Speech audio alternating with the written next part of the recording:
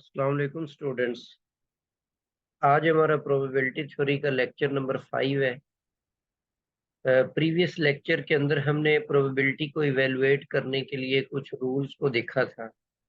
तो आज के इस लेक्चर के अंदर हम उन्हीं रूल्स को यूज करते हुए प्रोबेबिलिटी के ऊपर कुछ एग्जांपल्स जो हैं उनको सॉल्व करेंगे।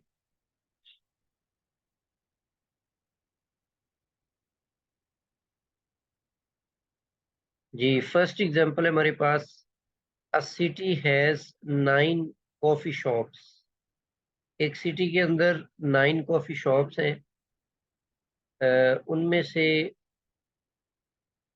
3 स्टारबक्स, 3 शॉप्स जो है वो स्टारबक्स है। 2 जो है वो कैरिबो कॉफीज है और 4 जो है वो क्रेजी मोको कॉफीज है। If a person selects one shop at random, अगर एक बंदा उनमें से कोई एक शॉप रैंडमली सिलेक्ट करता है two by a cup of coffee, coffee का एक कप खरीदने के लिए, find the probability that it is either Starbucks or Crazy Moco Coffee। तो आपने प्रोबेबिलिटी फाइंड करनी है कि वो जो कप जो बाई करेगा, कॉफी का कप खरीदेगा, वो या तो स्टारबक्स से खरीदे या फिर क्रेजी मोको से खरीदे। तो total number of coffee shops जो है वो यहाँ पर 9 है। मतलब total number of sample points आप कह सकते हैं कि 9 है। तो अगर आपने स्टारबक्स या फिर क्रेजी मोको को की प्रोबेबिलिटी फाइंड करनी है। अब ये मैंने आपको प्रीवियस लेक्चर में बताया था कि अगर इसमें और का वर्ड आ जाता है ना तो फिर हम उसको प्रोबेबिलिटी में प्लस से चेंज कर देते हैं। और यहाँ पर आप उसको यूनियन से इंडिकेट करते हैं। दरअसल यहाँ पर यूनियन तो नहीं लिखा हुआ, जस्ट और ही लिखा हुआ है। तो प्रोबेबिलिटी में हम इसे क्या करेंगे, प्लस साइन से इंडिकेट करेंगे। तो स्टारबक्स की जो प्रोबेबिलिटी है, टोटल जो ऑप्शंस है आपके पास स्टारबक्स की, वो हमारे पास है 3। क्योंकि 3 आपके पास स्टारबक्स की जो शॉप्स है वो है। और इसी तरह क्रेजी मोको जो है उसकी 4 शॉप्स है टोटल। तो इनकी इन शॉप्स की जो तादाद है उसको आप टोटल जो नंबर ऑफ सैंपल पॉइंट्स है जो कि 9 है उस पर डिवाइड कर देते हैं। तो ये प्रोबेबिलिटी आपके पास आ जाती है 7 डिवाइडेड बाय 9। जी, इसी तरह एक और एग्जांपल है कि selecting a day of the week, week में से कोई डे सिलेक्ट करने की प्रोबेबिलिटी से रिलेटेड ये क्वेश्चन है। A day of the week is selected at random, एक डे जो है वो सिलेक्ट किया जाता है। क्वेश्चन ये है कि find the probability that it is a weekend day. Weekend में आपके पास 2 डेज आ जाते हैं, या सैटरडे या संडे। तो अब इसमें भी और की ऑप्शन आ गई है, तो इसीलिए ये भी एडिशन होगी प्रोबेबिलिटीज में। तो सैटरडे की कितनी प्रोबेबिलिटी होगी, 1 डिवाइडेड बाय 7। इसी तरह संडे की कितनी होगी, मतलब संडे भी वीक में एक होता है और टोटल डेज जो है वो 7 है। तो इस लिहाज से आप इनको ऐड कर दें तो 2 डिवाइडेड बाय 7 आ जाएगा।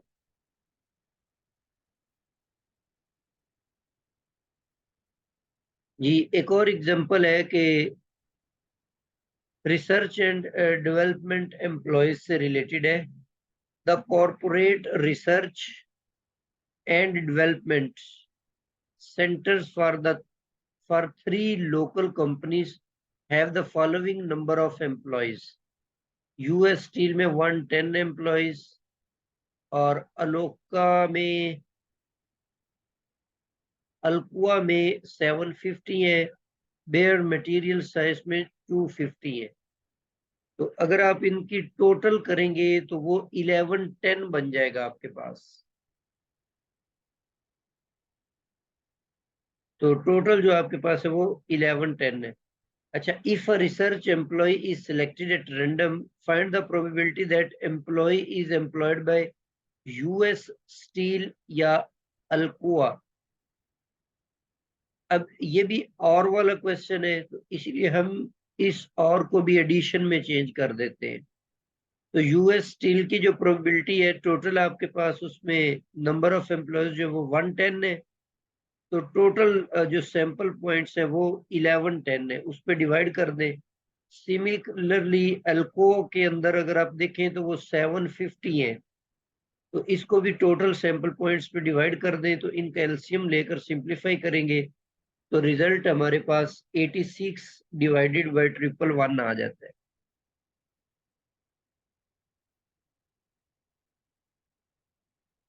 जी नेक्स्ट आपके पास एग्जांपल है, a single card is drawn at random from an ordinary deck of cards.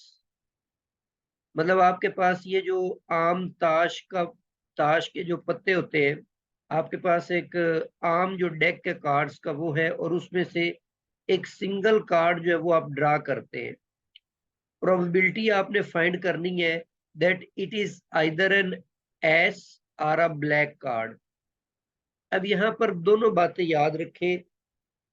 S जो है ये हम आम जुबान में पंजाबी में कहते हैं यक्का, मतलब जिसके ऊपर ए लिखा हुआ होता है या जिसके ऊपर वन सिंबल होता है उसको आप एस का नाम देते हैं। और ब्लैक कार्ड की अगर बात करें तो टोटल, ये मैंने आपको स्टार्ट वाले लेक्चर में ये चीजें बताई थी कि जो ये कार्ड्स होते हैं इसमें टोटल 4 कैटेगरीज होती हैं। उनमें से 2 कैटेगरीज जो होती है वो रेड कलर के होते हैं और 2 कैटेगरीज ब्लैक कलर के होते हैं। तो इसका मतलब ये हुआ कि ब्लैक कार्ड जो है वो टोटल 26 होंगे तादाद में, क्योंकि ये 52 होते हैं टोटल, तो 26 आ जाएंगे रेड और 26 ब्लैक आ जाएंगे।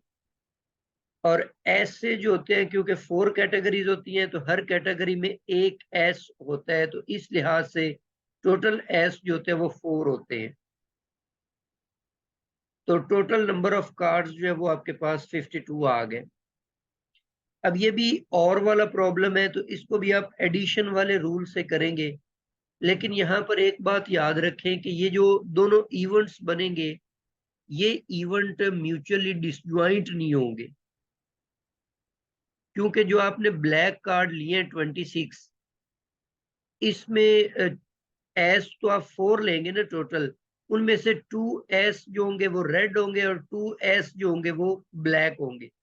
तो इसका मतलब है कि इसमें 2 एलिमेंट्स जो है ना वो इन दोनों में कॉमन आ रहे हैं, तो इसलिए नंबर ऑफ एसेस जो है वो टोटल 4 होते हैं। नंबर ऑफ ब्लैक कार्ड्स जो है वो 26 है।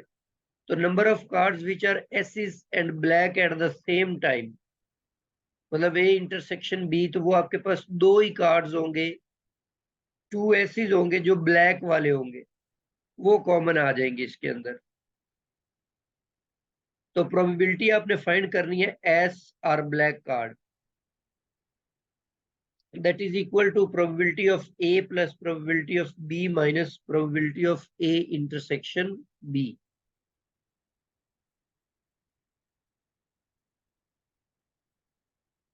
जी यहाँ पर प्रोबेबिलिटी की डेफिनेशन को यूज करते हुए number of elements in event A divided by number of elements in event in sample space S. तो इन सारों की वैल्यूज हमारे पास मौजूद है, ये पुट कर देते हैं। पुट करने के बाद इसको सिंप्लीफाई करेंगे तो रिजल्ट आपके पास आ जाता है 7 डिवाइडेड बाय 13।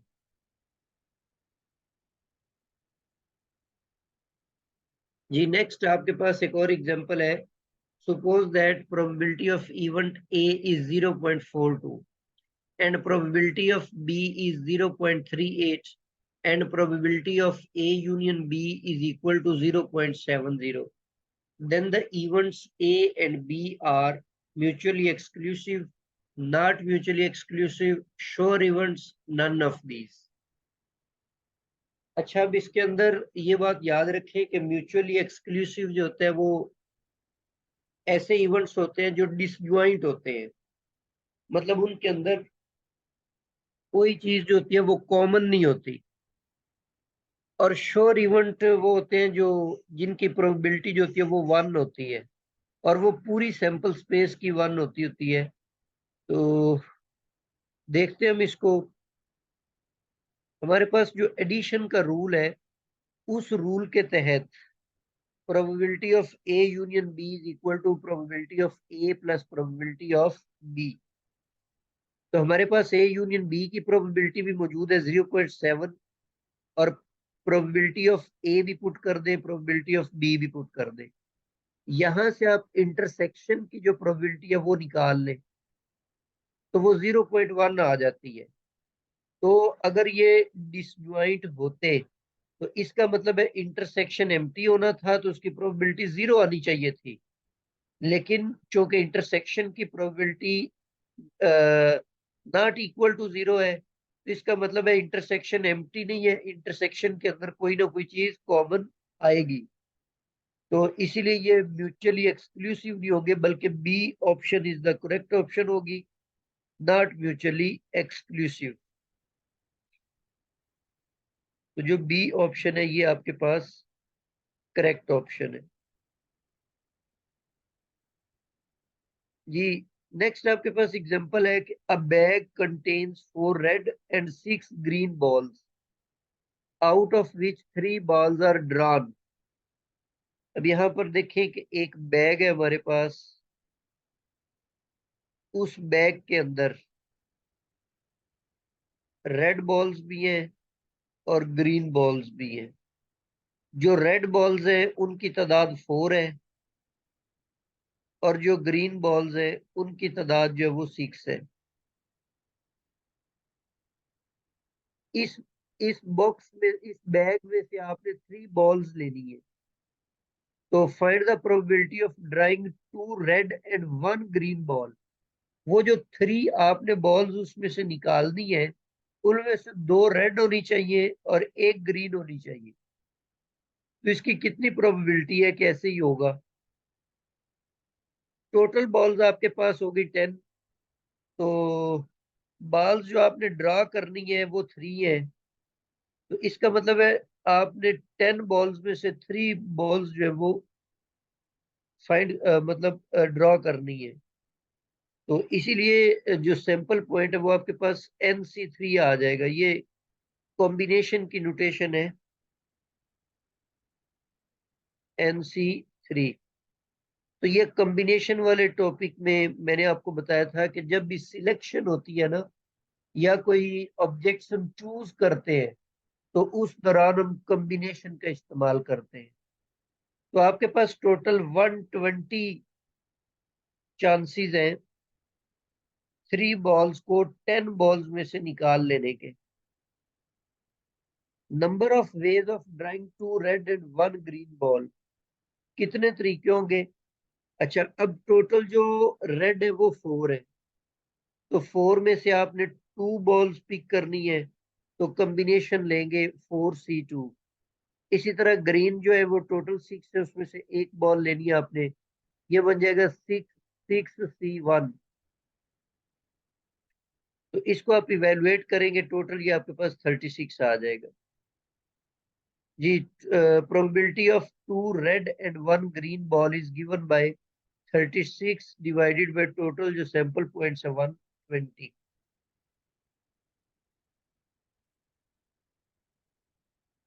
जी नेक्स्ट आपके पास एक और एग्जांपल है कि 2 डाइस आर रोल्ड। 2 डाइस है, उनको हम रोल करते हैं। Find the probability that the sum of points is even और both dice should give odd numbers. पहले तो ये है कि दोनों जो डाइस हैं उनका जो अपर फेस आता है, उसके दोनों डॉट्स को अगर आप आपस में प्लस करें तो वो जो सम होगा वो इवन होना चाहिए। दूसरा ये है कि दोनों के ऊपर जो है वो ऑड नंबर्स आने चाहिए। अब जब हम 2 डाइस को रोल करते हैं तो सैंपल पॉइंट्स आपके पास 36 आ जाते हैं, 36। ए को हम सपोज कर लेते हैं कि A is the event that sum of points is 8। ठीक है, जो पॉइंट्स का सम है वो आपके पास कितना हो, 8। तो उस सूरत में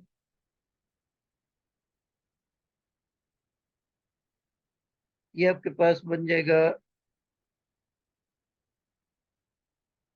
अच्छा, आई थिंक यहाँ पर सम ऑफ पॉइंट्स इवन नहीं आता, स्टेटमेंट में ये थोड़ी सी गड़बड़ है, यहाँ पर 8 आता है। सम ऑफ पॉइंट्स इज 8 हो, या फिर डाइस ऑड नंबर्स को शो करे। तो जब हम 8 की बात करेंगे तो ये वाली सारी ऑप्शंस आ जाएंगी, जिनमें दोनों का सम करें तो 8 बन जाता है। तो इस तरह की जो आउटकम्स है उनकी जो टोटल तादाद है वो 5 है। बी को हम इवेंट मान लेते हैं कि दोनों डाइस जो है वो ऑड नंबर्स को शो करें। तो ये आपके पास ऐसी आउटकम्स आ जाती हैं जिनमें सारे के सारे ऑड नंबर्स हैं।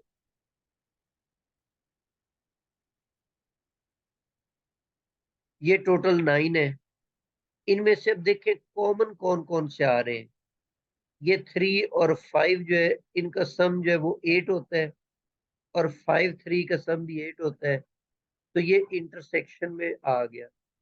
तो इंटरसेक्शन में जो एलिमेंट्स उनकी तादाद आपके पास 2 हो गई। तो इसलिए जब हम प्रोबेबिलिटी निकालेंगे, ए की प्रोबेबिलिटी, फिर बी की, फिर इंटरसेक्शन की, इनको प्लस माइनस करेंगे तो रिजल्ट आपके पास 1/3 आ जाता है।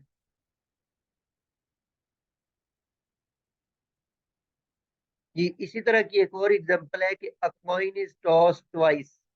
एक सिक्के को हम 2 दफा उछालते हैं। If A and B are the events that head at first coin and tail on second coin respectively, then find the probability of A union B. अच्छा, जब आप 2 कॉइन्स को टॉस करते हैं तो उस केस में सैंपल स्पेस जो है वो आपके पास आ जाती है, ये वाली। अब इसमें टोटल एलिमेंट्स जो है वो 4 है। अब पहला इवेंट ये था कि फर्स्ट कॉइन जो वो हेड को शो करे। तो ये वो वाली दोनों आउटकम्स हैं जिसमें A is the event that head at first coin. ये आपके पास इसमें आ गया हेड एट फर्स्ट कॉइन। इसी तरह दूसरा क्या था, टेल ऑन सेकंड कॉइन।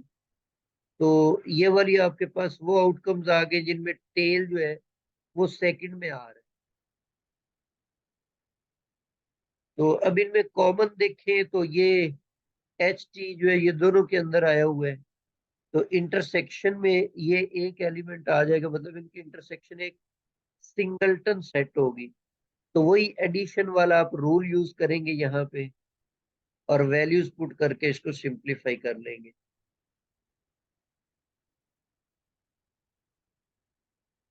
इसी तरह एक और एग्जांपल है कि a pair of dice are rolled, find the probability that sum of the uppermost dots is either 6 or 9। तो अब यहाँ पर आपने 2 इवेंट्स बना लिए। एक में आपने इवेंट ए में उनका जो सम है 6 ले लिया, और इवेंट बी में वो वाली आउटकम्स ले ली जिनमें उनका सम जो है वो 9 आ जाता है। तो ए इवेंट में जो एलिमेंट्स हैं उनकी तादाद 5 है, और बी वाले जो आउटकम्स हैं उनकी तादाद जो है वो 4 है। इनमें देखिए अब कोई चीज भी कॉमन नहीं है। तो इसका मतलब है दोनों इवेंट्स जो है ये म्यूचुअली एक्सक्लूसिव इवेंट्स है। तो इसलिए वो इंटरसेक्शन वाला पार्ट इसके अंदर नहीं आएगा, जस्ट आप इनको ऐड कर देंगे। तो रिजल्ट आपके पास 1/4 आ जाते हैं। यहाँ तक हमारा आज का लेक्चर जो ये कंप्लीट हो गया है। कल हम फर्दर कुछ प्रोबेबिलिटी के रूल्स को पढ़ेंगे, कंडीशनल प्रोबेबिलिटी क्या होती है, फिर उससे रिलेटेड कुछ एग्जांपल्स करेंगे। तो तब तक के लिए अल्लाह हाफिज।